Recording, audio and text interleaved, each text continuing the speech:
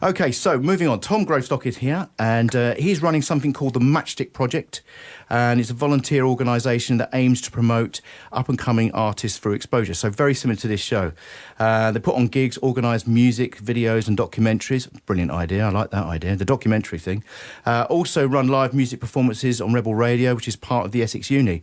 So we want to connect up to everybody. So Tom, welcome to the show, sir. Thank you very much for having me, mate. Yeah, it's great to be here, and can I just say how great your team are? We've got a great team. You actually do. You're like a colony of ants. You guys, like, it's very different to mine. You guys, yeah, you got it on lock. But yeah, thank you for having me. So a bit more about the Matchstick Project, I suppose, for your listeners. Yeah. It started like about 5 or 6 months ago, and I was back in London going to open mics. So I was working with my dad over Christmas, and I'd heard about open mics and whatnot before, but I'd never realised really what they were. And I went along to one, and it blew me away, and it made me realise what performance does for human beings, and it made me want to create a platform to promote it. So I came back to uni, and then I was already doing radio at the time, and then I started the live lounge, a bit like exactly like what you do here. And then 5 months down the line, I meet you at an open mic, and here I am now. So it's, I don't know, to me it seems a bit full circle. Does that make sense? Yeah, absolutely. But it's a great full circle, I have to say. It really, really is, mate. It makes me feel like I'm making good on that promise I made to myself on that night I went to that open mic. So yeah, it's cool. It's cool to be here. Well, I was very similar. I went to my first open mic because one of my students said, do you want to come to an open mic? And I said, yeah, I'll come. I didn't know what it was. I had never been to one before. Yeah. I've been away from music for 15 years, so I was so blind with it. So I said, I'll just come and watch you. So you're not a musician then, which is surprising. So you just love to listen to music then? I do. I suppose I'm a bit of a sensitive soul. But yeah, I get asked this all the time. So you organise events and whatnot. Do you play? And I go, no, I don't. And yeah, people are surprised. I suppose neither of my parents are musical, so growing up I suppose I just never saw myself as a musician. So I saw people playing, my friends were playing guitar, and I picked up guitar for like a year in year 8, and my mum sent me along to this really weird community place where I got taught by this really weird dude. Nothing but it was just a weird dude, and I didn't like it. You said that while you were looking at me. I'm just a bit no, but I put the guitar down, and I never picked up anything since. But I do have a guitar in my room. I do fiddle with it sometimes. It helps me calm down. But no, I don't play. So talk about the documentaries, because that's a fascinating thing. Oh, okay. So at the moment we've had one documentary out, which is a bit of a promotional thing, but it's actually about my project, as egotistical as that sounds. That's a good idea. And it was to get the team together. It was to get the cogs oiled. But it's essentially about the story of how it began, and it narrates a couple of events that have happened since. We did a gig across the road at Queen Street Brewery. That was my first ever gig, and it just narrates that story. Well, and it's just a piece that lets people know what it's about, where it's come from, what my intentions are. And sorry to parrot you, but it's exactly like you were saying earlier. It's about giving up and coming musicians a chance to play, and promoting a set of values that incorporates letting people play. And so 100%. So what made you start it then? Because obviously, was it the radio you were training for radio background, is that right? So last year, I'm a second year philosophy student at Essex, and last year I did radio we just launched Rebel Radio. So I was part of that launch process, but it was just a question of messing about with my mates in the studio. It wasn't anything really serious at that stage. And then over summer, I was kicking about at home, and I went along to these open mics. And I'm a talker. I get talking to people. I like learning things about being people. I like investing in people. So I'd sit down and I'd be at an open mic, and I'd meet a guy, and we'd talk for half an hour, and I'd learn something good about his life or something bad about his life, and then I'd watch him get up on stage. And I got this idea that you can go on Spotify, you can listen to your favourite artist, but when you know the person who gets up and plays, they might be talented, but that not everything's great in their life. That you have your baseline is they're a human being just like you. They're there are things they got compromised on in their life.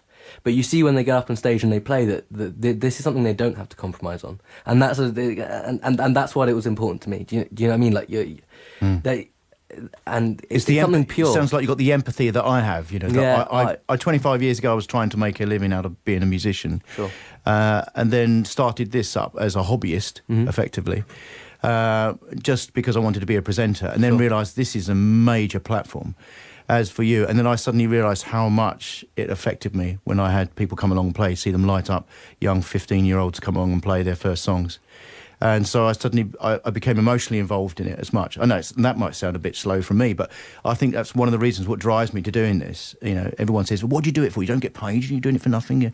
I said, well, you go to an open mic, do you get paid for that? No, it's all about the fact that you just want to contribute to the music scene. And so it sounds fantastic. And you know, we are about to start a programme here for bringing presenters and etc. In fact, Phil Terry, you know about it. You just shout it across. What was it?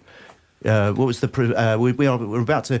In fact, it's been advertised on the station anyway. We're putting a programme together for introducing new presenters and etc. and radio training. And yeah, so it's going to be a radio academy, which and one of our guys really knows his radio, so he can really teach some great new skills and take it to quite a high level. So it's going to be a great new schooling for radio presentation. Yeah. Yeah, well, that's it then. We've got.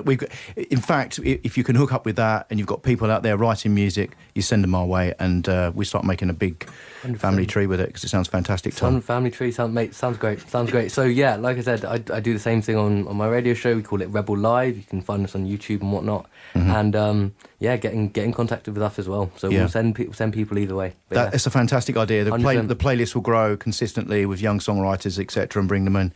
Tom, thank you so much for giving up your time and coming in. No worries, mate. Thank you for putting up with my voice. Yeah, that sounded good. You make good radio, my friend. You know, thank good you. radio. Oh, brilliant. Thank you. That's Tom Grovestock. Yes, running something called Matchstick Project. Hook up to our Facebook because we'll be linking up as well, so you can follow us along with that, and you can talk to Tom Grovestock as well. You got a Facebook page, mate, friend? The Matchstick Project, or you can just search me up, Tom Grovestock. Okay, come talk to me. Brilliant. Thank you. All right. Oh, yeah, it's all down there. I know.